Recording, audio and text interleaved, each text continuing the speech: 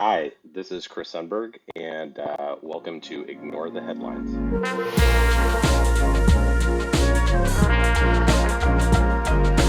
Chris, thanks for joining. I appreciate it. I'd love for you to give people a bit of a background on what you've done historically and what you're up to now. Yeah, thanks for having me. Quick background, I'm originally from Wyoming, which is a state. Some people don't know that. They think it's a town somewhere in South Texas. Made my way down to Texas. My first attempt at college after graduating from high school was to study music. And so I got into the University of North Texas, very good music school. Turns out being a musician does not pay very well. I abandoned that dream after about 3 years, took some time off. Realized that I didn't want to bartend and wait tables for the rest of my life, and so went back to school and ended up doing a degree in accounting and then a master's degree in taxation, which, much to my surprise, did not make me the life of every party that I went to. People didn't love talking about taxes. So after graduating, had the good fortune to go and work at Deloitte for about 5 years, working in what they call their private wealth practice. So worked with a lot of family offices, ultra high net worth individuals, C-suite executives.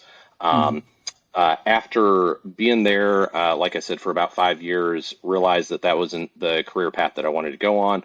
Was looking around and went and worked for a family business, a commercial insurance brokerage focused primarily on the construction industry, more of a general management kind of a role. And that is a business that my father-in-law actually started. And so while I was there, he started to send me pitch decks for startups and private placement real estate deals because he thought, rather erroneously, that because I'd worked at Deloitte, I knew how to underwrite these things. And so I spent a lot of time Googling what is a cap table, what does pro rata mean, that led me to rediscover sort of a passion for entrepreneurship and startups, and was really interested in the buy side. So wanted to make a move into venture capital, which then led me to apply to 8 MBA programs, got into 3 of them, and ultimately decided to go to the University of Texas, Mccombs School of Business. And so spent 2 years down in Austin, just graduated, and I'm happy to talk a little bit more about any of that. So just moved back up to Dallas. Awesome. You and I met really because our wives knew each other more closely than we did. We had some mutual friends. But I'm glad, selfishly, I'm in Dallas. I'm glad you're back, and we got to hang out Yeah, recently. So it's been fun to have you back around, although I know Dallas is not as cool as Austin. I'm well, it fully is aware. less expensive though. That's for sure. That's true. That's true. We'll take that. That's a win. Awesome. So yeah, the thing that I really wanted to talk to you about is you went and got a top 20 MBA. A lot of people either pursue that or do that, or they get an MBA that it's maybe not quite as prestigious, but still it matters. And they did that intentionally to hope that it produced some outcome. And there's all sorts of different motivators, whether it's network or long-term wage increase or there's a lot of different reasons. Sometimes people just enjoy the educational aspect of an MBA, right? Or all of it combined. So the first thing, you kind of already touched on why you went and got it. As you started going through that 6 months in, did you have any regret? And whether you did or didn't, did you start to think, I'm not sure this is going to apply exactly to what I thought it would? Or was it perfect? Yeah, yeah. No, really good question. So one of the reasons that I chose Macomb, my goal was to make a move into venture capital, which is an incredibly difficult industry to get into. As I was kind of researching how to get in, the two most common paths were you go work for a unicorn startup, and the earlier the better, or you go get an MBA. And really, the two biggest feeder schools are Harvard and Stanford, right? Because of their prestige and kind of their proximity to the coast, which is where a lot of this activity happens. So I applied to a bunch of the top tier schools. Was not fortunate enough to get into any of them, but of kind of the other schools, Mccombs being nestled in Austin has a really, really great and thriving community. there that's just a lot of startup activity, a lot of venture activity, and COVID actually accelerated that quite a bit. A lot of the coastal VC firms started to put outposts there and everything. Um, so that was like my motivation. So that's what I went into the MBA program. We entered in the fall of 2020, which is the peak COVID. And so one of the programs that I was aiming to get into there, a fellowship, is called Venture Fellows. And it was a weird time because my wife and I, my wife was very pregnant at the time. I was not pregnant, just there in a supporting role mostly. Yeah. Um, and so with it being kind of peak COVID pre-vaccine, we were being a little bit more cautious. And so I think that put me at a little bit of a disadvantage while I was like networking to get into this fellowship program. And what Venture Fellows is they take 15 or 18 students, and there's a guest speaker every week that comes in, and you do a year-long internship with a local venture capital or private equity firm. And so I was really gunning for that. Wasn't fortunate enough to make the final cut into it, which was a big bummer because that was one of the primary reasons why I wanted to attend Mccombs. And as we closed down the first semester, it honestly, I was feeling pretty down about it, and I got into a weird kind of funk where I wasn't sure that this was a good use of, financial resources. And because COVID had things a little bit more shut down, I wasn't able to network with as many of my classmates. And part of it also, just candidly, was I was envious of the people in my program that didn't have some of the responsibilities that I did with having a family, and were able to be a little bit more carefree and not as cautious because they didn't have a newborn, at home. And so, my wife and we had a lot of conversations in that kind of December and January after my first semester where I was like, we should just save the money. I can put it into starting a business or doing something else. There's no reason to just throw, bad money after bad money. And so, it was really hard. My wife, thankfully, is much more level-headed than I am, and so she will take most of the credit for me finishing the MBA because she's told me that she had become accustomed to the idea that we were going to live in Austin for 2 years, and it was really important to her that I finished the MBA. And so even if it wasn't important to me, that I do it for her. And so I was like, oh, okay, honey, I'll do it for you. But I mean, it was I had that point, and later on in the program, it was actually helpful to know. I talked with a number of other people who had kind of similar feelings that kind of after that first semester, they were like, man, this is a giant waste of money and time, and it's not what I expected, and I'm not getting what I want out of it. So for anyone that is in an MBA program currently or thinking about doing one, that is not an uncommon feeling. It can be a rough go, and it can be really hard and emotionally draining for sure. Yeah. So you get to, let's say, the fall of 21, early 2022, because you just got done, at the end of spring of 22. And where was your head at? What were you thinking? Okay, I'm getting close to the end of this program. Are you still like kind of in that VC mindset? How are you thinking about leveraging what you're now 75% of the way through, if not more? Where was kind of the strategic mind at in terms of, okay, I got to kind of do something with this now that I'm getting close to the end? Yeah.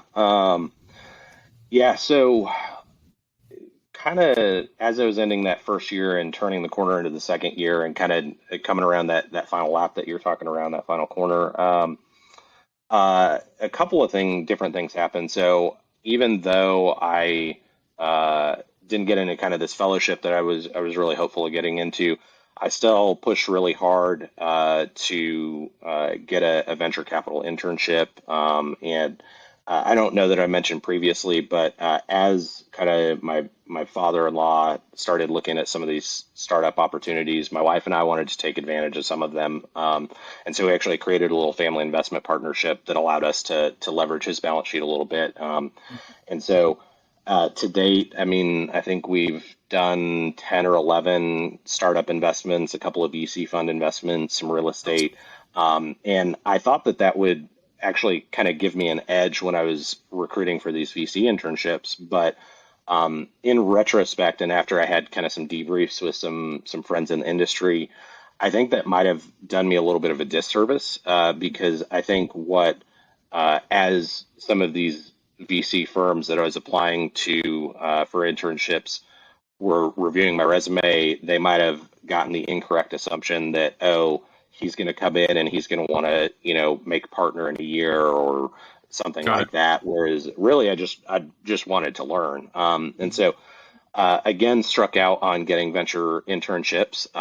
So that was not super fun. And so the summer between my first year and my second year, one of my classmates asked me to help him out with a startup, and everybody said, "Hey, the next best thing to venture experience is startup experience, and the earlier the better." And this was like no legal entity set up, Ground pre-product, floor. pre-revenue. Yeah, absolute ground floor. It's Bold Move Beverages. Quick plug here. I got my hat on. And so I was like, sure, like I'll help out with this. And so we really scaled pretty quickly. We went from Jacob, the founder and CEO, making his product, which is cold brew coffee and whiskey in a ready to drink cocktail format, making it in his kitchen and self canning to getting a shelf stable commercial formula to signing a distribution deal and getting a co-packer and now actually getting ready to launch as well. And I've stepped back from kind of day-to-day involvement and more an advisor at this point. But it was a great learning experience. Learned a ton. Learned that operating is incredibly difficult. Yep. And so did that kind of for about a year. And then as I was applying for full-time, venture capital jobs after I graduated, I said, "Hey, look, I have startup experience now. I have operator experience." And they're like, "Well, not that kind because CPG is a hard industry and that's also too early." And it's like, well, okay. So I think what I learned from that is everybody's got advice and opinions on the one single path into whatever career industry you're doing. And the reality is the only path that you need to worry about is the one that gets you where you want to go. Um, Mhm. and so had some other opportunities. I started working with a group that is focused on space startups. So initially was doing a little bit of capital advisory, and they've got a crowdfunding platform as well, and are in the process of actually raising an equity fund. I don't know if that violates SEC rules, but I didn't mention names. So We can have been we doing can that edit for a little while. if we have to. Yeah, we'll edit that out. That's fine. We'll be like the All In podcast. Just censor that out.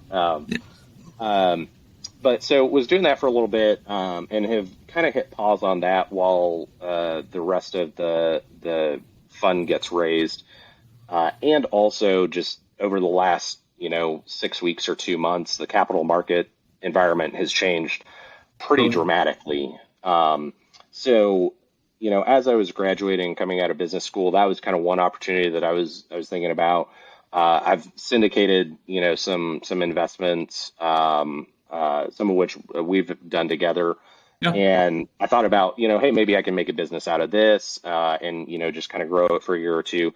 But as I mentioned, the capital market environment has changed quite a bit, and there are a lot of people that are pushing pause or not investing, and so it seemed like not a great time to do that. And so, um, kind of something that I had spent some time digging into while I was in business school uh, was search fund, right? So I know Brent Beshore just put out an essay saying that he's retiring the phrase boring business, Mhm. but it's kind of this alternate path to entrepreneurship, to owning your own Right. business. And so one of my classmates and I have been having some conversations recently about, what does it look like maybe to do something there and do it kind of as a partnership team to go find a business, preferably in Texas, to acquire and run and hopefully for a long time, hopefully for 20 or 30 years. It's awesome. Yeah, I think as I zoom out from what you just said for the last 5 or 10 minutes, we never know exactly how things are going to play out. But what you did is you spent 2 years learning and surrounding yourself with a lot of really smart people. And things haven't played out exactly like you think you wanted, but where you're at now is you have a deeper network. I think you undersold yourself a little bit knowing some of the things you've done and been involved in. So, for those listening, Chris is a badass. And sometimes he's shy. And so I think that even if you end up somehow working your way back and end up doing the VC thing, my gut says you won't. And, it may be the best thing ever that you didn't get what you thought you wanted. And so it's an interesting thing where people have this dream and they go pursue this thing. There's a lot of different ways this applies to a lot of different situations, but even just from an MBA, I can think of a couple of friends specifically that were X plus Y equals Z, and they got to the end of it and it was like, oops, that's not exactly the way this ended up playing out. It's not what I thought would happen. But then you look back a couple of years later and it was fine. And what they ended up doing was way better, and they really enjoy their life. And so I think for you, you're a great example of someone who's really smart, has been around a lot of smart people. You've done some really interesting things, and now you're in this space where you have some freedom to kind of think about what's really my next move. And I'm not surprised that you're looking at buying a business. I think that you'll do really well if you end up going that route. So I think that it's something that, if anything, it feels familiar. Like you shouldn't be ashamed of that or feel like, oh man, my plan didn't work out. If anything, I think it's great because you have this killer foundation that you'll launch from. What you launch into, I'm not sure if it matters if you launch into what you hoped for versus kind of the quote unquote right thing. So, and I like the partner, and I think that the other person's not from Texas. Is that right? Correct. They are from Wisconsin, and I'm specifically not mentioning names or things because they are actually starting work for another company in the near future, and are going to ride it out until they don't have to pay back their signing bonus. So I'm being a little on the down low with that information. That's fine, but I really like I've talked to a few people recently that have kind of in tandem bought a business. And I think, again, a lot of people look at that as kind of this solopreneurship versus, or kind of solo founder, buyer versus partner. And I think that's awesome. And I think even some sellers are actually more motivated to sell to a team versus, I actually know a couple of guys that just bought a pretty large construction company. And I think the fact that it was two of them versus one actually gave them some strength at the table. So that's awesome. Well, thanks for talking through that. And for a lot of people, I think it'll be very applicable, even if it's not MBA. And that's the whole point of this podcast, is to have really authentic conversations and to talk about real stuff that's actually happening, and that it's not always quote unquote rosy or what you planned. And I will 100% have to have you back on, and you'll have to let us know what awesome thing you ended up doing. Yeah. And one just little thing, I think, to put a bookend on this, I was at a conference called Capital Camp a couple of months ago, and they had a speaker there. His name's Kenneth Stanley. He's a computer scientist by training, but he has a book put out, which you can buy, but he's got some YouTube presentations of this topic, which I think cover most of what's in the book. But his whole theory, and he's done this by studying artificial intelligence and machine learning, is that sometimes the best way to get where you want to go is actually to do he calls kind of treasure hunting. So the idea is you don't always have to have like an objective or a goal in mind. You just find something that's interesting and kind of dig into it and see where that leads you, and then see where that leads you.